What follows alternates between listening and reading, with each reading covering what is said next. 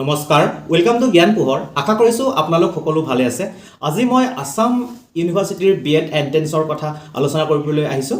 গোটেই মানে এক্সামটো কেনেকুৱা ধৰণৰ হয় ইয়াতে সিলেবাস কি হয় সব ডিসকাস কৰিম মানে আপুনি যদি আসাম ইউনিভাৰ্চিটিত বিএডৰ এন্ট্ৰেন্স দিব বিচাৰে তেতিয়াহ'লে আপুনি জানিব লাগিব যে সেই ইউনিভাৰ্চিটিখনৰ বিএডৰ এন্ট্ৰেন্সটো কেনেকুৱা ধৰণৰ ঠিক আছে ইয়াতে আমি ডিসকাস কৰিম আসাম ইউনিভাৰ্চিটি আন্ডাৰত কিমান কেইখন বিএড কলেজ আছে কোন কেইখন ডিস্ট্ৰিক্টত আছে তাৰপৰা 2 নম্বৰতে আমি ডিসকাস কৰিম এন্ট্ৰেন্স এক্সামটো আৰু আপোনাৰ তাতে যদি এন্ট্ৰেন্স দিবলৈ হয় আপুনি আপোনাৰ কিমান কোৱালিফিকেশন লাগিব আমি হেখিনি ডিসকাস কৰিম তাৰ পাছত আমি ডিসকাস কৰিম তাৰ সিলেবাসখনটো কেনেকুৱা ধৰণৰ তাৰ পাছত আমি ইম্পৰ্টেন্ট কিছুমান ডেটস আমি ইয়াতে ডিসকাস কৰিম তাৰ পাছত আমি যেটো মোস্ট ইম্পৰ্টেন্ট হেতু হৈছে এই এন্ট্ৰেন্স এক্সামটো আমি কেনেকৈ ক্লিয়াৰ কৰিম তেতিয়াহ'লে বলক আজি ভিডিওটো আৰম্ভ কৰোঁ এতিয়া আমি আহিছো আসাম ইউনিভাৰ্চিটি আন্ডাৰত থকা বিএড কলেজ সমূহলৈ আৰু কোন কোন ডিস্ট্ৰিক্টত আছে হেখিনি আলোচনা কৰিবলৈ আসাম ইউনিভাৰ্চিটি আন্ডাৰত টোটাল 13খনকৈ বিএড কলেজ আছে আৰু তাৰে ভিতৰত 5খন হৈছে গভৰ্ণমেণ্ট বিএড কলেজ আৰু 8খন হৈছে প্ৰাইভেট হয় দেই আৰু এতিয়া আহিছো মই হেই যি 5খন গভৰ্ণমেণ্ট বিএড কলেজ হেই 5খন গভৰ্ণমেণ্ট বিএড কলেজৰ নামনো কি আৰু কোন কোন ডিস্ট্ৰিক্টত আছে এখন হৈছে টিচাৰ ট্ৰেইনিং কলেজ এখন শিলচৰত আছে ইয়াৰ পিছৰখন হৈছে ডাইট কৰিমগঞ্জ এখন কৰিমগঞ্জতে আছে দেই তাৰ পাছত অন্য এখন ডাইট আছে হাইলাকান্দি এখন হৈছে ডাইট হাইলাকান্দি তাৰ পাছত 4 নম্বৰখন হৈছে ডাইট কাৰ্বি আংলং এখন আপোনালোকে শুনিয়ে গম পাইছে চাগে কাৰ্বি আংলঙত আছে তাৰ পিছত অন্যখন হৈছে অৰ্থাৎ মানে 5 নম্বৰখন হৈছে এখন ডিমা হাছাওত আছে যিখন হৈছে ডাইট ডিমা হাছাও ঠিক আছে এতিয়া হৈছে মই প্ৰাইভেট বিএড কলেজ কেইখনলৈ ইয়াতে যেহেতু 8খন আছে হেইসমূহ হৈছে ডক্টৰ শ্যাম প্ৰসাদ মুখাৰ্জী কলেজ এখন আছে আপোনাৰ কাছাৰত দেই তাৰ পিছৰখন হৈছে শিলচৰ কলেজ অফ এডুকেশ্যন এখন আছে কাছাৰত তাৰ পিছত অন্য এখন হৈছে বিবেকানন্দ কলেজ অফ এডুকেশ্যন এখন কৰিমগঞ্জত আছে তাৰ পিছত আহিছো পথৰকান্দি কলেজ অফ এডুকেশ্যন এখন আপোনাৰ কৰিমগঞ্জতে আছে অন্যখন হৈছে GC Paul college of education এখন আপোনাৰ কৰিমগঞ্জত আছে অন্যখন হৈছে doctor Shashi Bhushan institute of education এখন আপোনাৰ হাইলাকান্দিত আছে দেই তাৰ পিছত 6 নম্বৰখন হৈছে সন্তোষ কুমাৰ ৰয় মেমৰিয়েল ইনষ্টিটিউট অফ এডুকেশ্যন এখন আপোনাৰ আছে হাইলাকান্দিত তাৰ পিছত 8 নম্বৰখন হৈছে তথা একদম অন্তিমখন হেখন হৈছে ডিফু বিএড কলেজ এখন আপোনাৰ ডিফুতে আছে অৰ্থাৎ কাৰ্বি আংলং ডিস্ট্ৰিক্ট এতিয়া হৈছে মই বিএডৰ এন্ট্ৰেন্স এক্সামটো বিষয়ে আৰু এডুকেশ্যনেল কোৱালিফিকেশন আপোনাৰ কি লাগিব হেখিনি মই ডিসকাস কৰিবলৈ আহিছো ইয়াতে আপোনাৰ এটা এন্ট্ৰেন্স এক্সাম কণ্ডাক্ট কৰা হয় আৰু এই এক্সামটো মানে আপোনাৰ যেটো এন্ট্ৰেন্স এক্সাম এটো সম্পূৰ্ণ OMR বেসড হয় দেই আৰু আপুনি মানে অনলাইন দিব নোৱাৰিব এই এক্সামটো সম্পূৰ্ণ অফলাইন হয় আৰু ইয়াতে আপোনাৰ টোটাল সময় 1 ঘণ্টা 30 মিনিট অৰ্থাৎ এন্ট্ৰেন্স এক্সামটো আপোনাৰ 1 ঘণ্টা 30 মিনিটৰ হয় দেই এতিয়া আহিছো মই আপোনাৰ এডুকেশ্যনেল কোৱালিফিকেশন আপুনি এই এন্ট্ৰেন্স এক্সামটোত যদি বহিব বিচাৰে তেতিয়াহলে আপোনাৰ কেনেকুৱা ধৰণৰ এডুকেশ্যনেল কোৱালিফিকেশননো লাগিব হেখিনি মই ডিসকাস কৰিবলৈ আহিছো ইয়াতে উল্লেখ আছে a candidate at least 50% marks in either bachelor degree or in the master's degree in science social science humanity bachelor in engineering technology with specialization in science and mathematics with 55% or any other qualification equivalent are eligible for the program ঠিক আছে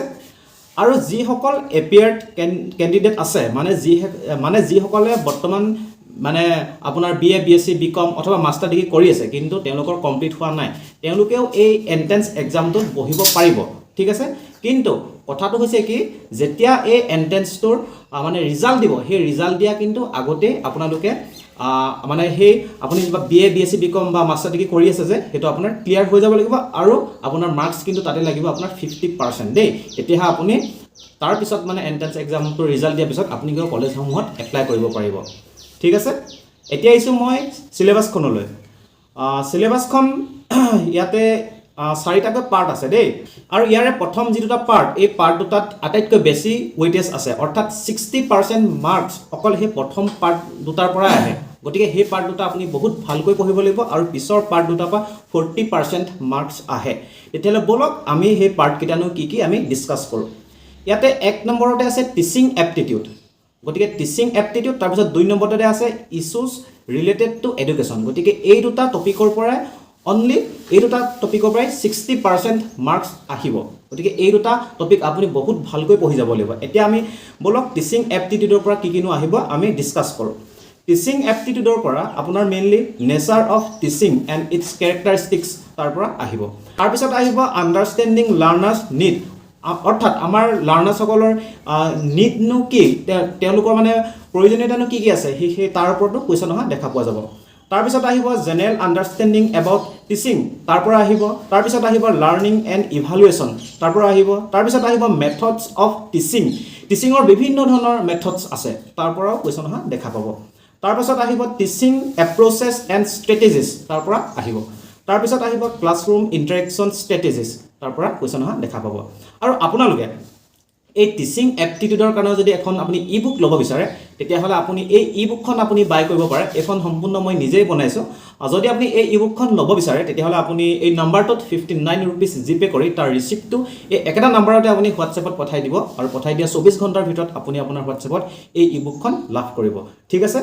তাৰপিছত আহিছোঁ মই ইয়াৰ পিছৰ পাৰ্টটো সেইটো হৈছে issues related to education তাৰ পৰাও কিন্তু আপোনাৰ ভালেমান মাৰ্কছ অহা দেখা পোৱা যাব দেই আৰু তাৰ ভিতৰত তাৰ পৰা আহিব মেইনলি আপোনাৰ জেনেৰেল যিখিনি idea about Indian education and its development তাৰ পৰা কুৱেশ্যন আহিব তাৰপিছত আহিব আপোনাৰ এডুকেশ্যনেল পলিচিছ বহুতো আমাৰ এডুকেশ্যনেল পলিচি আছে সেই পলিচিসমূহৰ ওপৰত আপোনাৰ কুৱেশ্যন অহা দেখা পোৱা যাব তাৰপিছত আহিব general understanding about history and development of teacher education in India গতিকে এইকেইটা টপিকৰ ওপৰত আপোনাৰ কুৱেশ্যন অহা দেখা পোৱা যাব তাৰপিছত আহিব আপোনাৰ জেনেৰেল ইংলিছটো আমাৰ আপোনালোকে জানেই যিয়ে আপুনি এক্সাম নিদিয়ক লাগিলে বৰ্তমান সময়ত আপুনি অসমত আপোনাৰ এই জেনেৰেল ইংলিছৰ পৰা কিন্তু কুৱেশ্যন আহে গতিকে এই বিএডৰ এণ্ট্ৰেন্সৰ ক্ষেত্ৰতো কোনো ব্যতিক্ৰম নহয় ইয়াতো বহুতো কুৱেশ্যন অহা দেখা পোৱা যাব আমাৰ এতিয়া জেনেৰেল ইংলিছ বুলি ক'লে এটা বহুত এটা ডাঙৰ ছাবজেক্ট হৈ যায় এতিয়া আপুনি এতিয়া যি টি পঢ়িব নোৱাৰে গতিকে আপুনি জেনেৰেল ইংলিছৰ পৰা আপোনাক কেইটামান কিন্তু মানে ইম্পৰ্টেণ্ট টপিক আছে তাৰ পৰা আপোনাৰ কুৱেশ্যন অহা দেখা পাব এতিয়া সেই টপিকখিনি হৈছে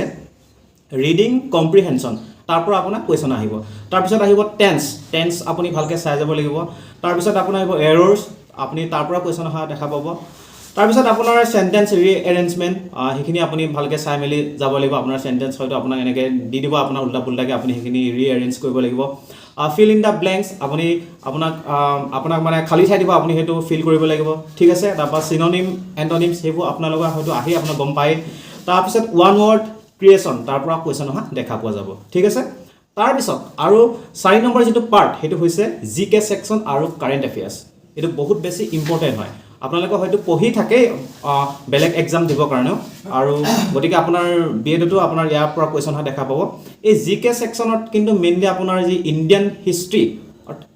আৰু আছাম হিষ্ট্ৰী আপুনি কিন্তু দুইটাই চাব লাগিব দেই হিষ্ট্ৰী তাৰপিছত আহিব আপোনাৰ জিঅ'গ্ৰাফী আপুনি যদি জিঅ'গ্ৰাফী আপুনি পঢ়িব বিচাৰে তেতিয়াহ'লে মই কিন্তু আছাম জিঅ'গ্ৰাফী কেইটামান ক্লাছ মই ইউটিউবত পঢ়াই থোৱা আছে আপুনি যদি ইচ্ছা কৰে সেই ক্লাছখিনি আপুনি কৰি ল'ব পাৰে দেই তাৰপিছত আপোনাৰ পলিটিক্সৰ পৰা আহিব ইয়াতে পলিটিক্স বুলি লিখা আছে কিন্তু মানে পলিটিক্স বুলি একচুৱেলি নহয় পলিটি হ'ব লাগিছিলে পলিটিৰ পৰা আপোনাৰ কুৱেশ্যন অহা দেখা পোৱা যাব আৰু আপুনি যদি পলিটি কুৱেশ্যন আপুনি যদি মানে আপুনি পলিটিৰ ওপৰত যদি ক্লাছ কৰিব বিচাৰে মই 13টাকৈ ভিডিঅ' মই পলিটিৰ ওপৰত মই আপলোড কৰা হৈ আছে আপুনি যদি সেইখিনি চাই আপোনাৰ কনচেপ্টটো ভালকৈ ক্লিয়াৰ হৈ যাব আপুনি ইচ্ছা কৰিলে সেইখিনি চাই ল'ব পাৰে দেই তাৰপিছত আপোনাৰ খেলৰ পৰা আহিব গতিকে আপুনি মানে আপোনাৰ ইণ্টাৰনেশ্যনেলে হওক বা আপোনাৰ আমাৰ ইণ্ডিয়াৰ ক্ষেত্ৰতে হওক বা আপোনাৰ অসমৰ ক্ষেত্ৰতে হওক আপুনি কিন্তু সেই গোটেইখিনি সামৰি কিন্তু চাব লাগিব দেই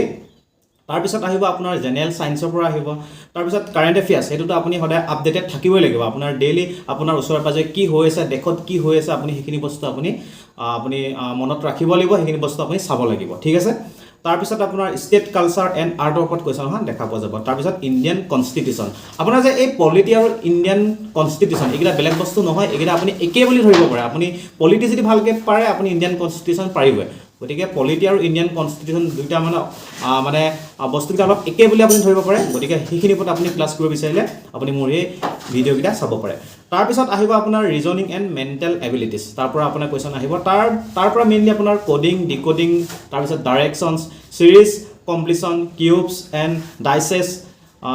তাৰপিছত আহিব sequencing missing words and character time distance numbers percentage average সেইখিনিৰ পৰা আপোনাৰ কুৱেশ্যন অহা দেখা পোৱা যাব দেই গতিকে আপোনালোকে ভাল ধৰণে পঢ়া শুনা কৰি থাকিব এতিয়া এই সময় ইম্পৰ্টেণ্ট ডেটসমূহ আমাৰ যোৱা বৰ্ষত যি বি এডৰ এণ্ট্ৰেঞ্চৰ নটিফিকেশ্যন ওলাইছিলে আছাম ইউনিভাৰ্চিটিৰ ফালৰ পৰা